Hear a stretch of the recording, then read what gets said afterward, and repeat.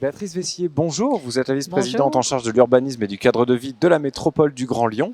Nous vous remercions de nous retrouver encore une fois cette année. Vous aviez parlé l'année dernière d'une série d'inflexions en matière d'aménagement et d'urbanisme dans la métropole du Grand Lyon. Quelle forme est-ce qu'elle a pris? Est-ce qu'il y a eu des grandes évolutions, tant par les projets que par la structuration? Oui, alors effectivement, nous avons revisité un certain nombre de grands projets urbains pour fabriquer une ville plus solidaire, plus durable à travers ces opérations, que ce soit la Part-Dieu, Confluence ou les futurs projets à Oullins ou Saint-Genis-Laval ou Villeurbanne. Donc, plus solidaire, ça veut dire une programmation habitat plus ambitieuse en termes de logement abordable, avec du logement locatif social, mais aussi du logement en bail réel solidaire. Le fameux BRS, oui, tout à fait. Voilà, le BRS.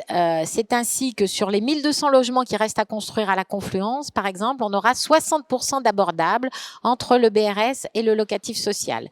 On passe aussi à 60% d'abordables dans la ZAC de la Saulée à Oullins ou dans la ZAC du Vallon à Saint-Genis-Laval autour du métro B qui arrivera en 2023.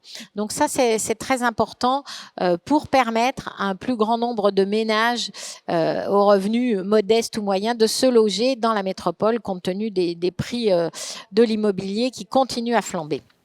Et il y a également aussi toute une partie sur le tertiaire. On parlait du logement, il y a toute une inflexion aussi sur le tertiaire pour un peu détertiariser, je sais, c'est un barbarisme, excusez-moi, mais détertiariser un peu le centre, l'extra-centre de Lyon.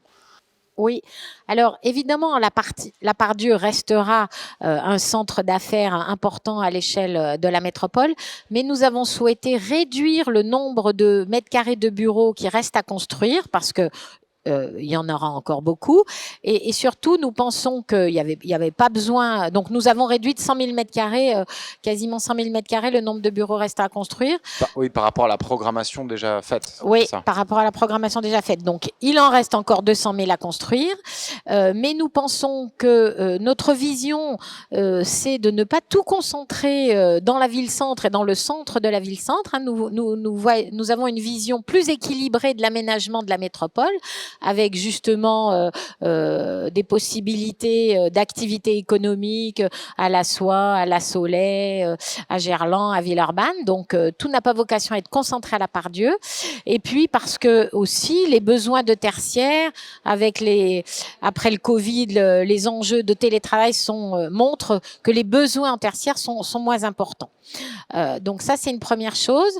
Nous avons aussi le souci que les locaux d'activité soient à des prix abordables pour permettre, par exemple, à la Confluence, que des entreprises artisanales de proximité ou des entreprises de l'économie sociale et solidaire puissent trouver des locaux dans ce nouveau quartier de la Confluence. Donc, on aura 20% de l'activité qui sera une offre abordable ou intermédiaire pour avoir justement ce type d'acteurs économiques.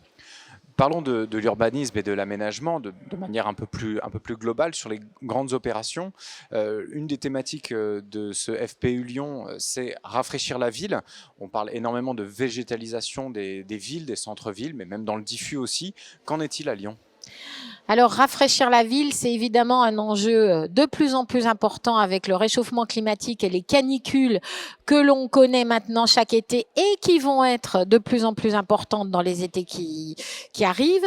Donc, l'enjeu, c'est à la fois de rafraîchir les espaces publics, mais aussi les espaces extérieurs privatifs dans les programmes de construction. Donc, pour les espaces publics, par exemple, à la Part-Dieu, on a augmenté de 15% la part d'espaces publics dans le projet, avec un enjeu de végétalisation, de désimperméabilisation très important, en plus de l'apaisement et des circulations piétons-vélos que nous renforçons dans ce quartier de la Part-Dieu. Idem à la Confluence, idem à la Saulée, idem dans le futur quartier Grand Clément. Vraiment, on a un enjeu d'avoir des espaces publics qui soient agréables, qui soient des corridors de fraîcheur pour qu'on se déplace de manière plus agréable et pour avoir des usages de détente, de déambulation, d'aller dans les commerces, mais qu'on ait vraiment un confort thermique très important. Des exemples de projets ?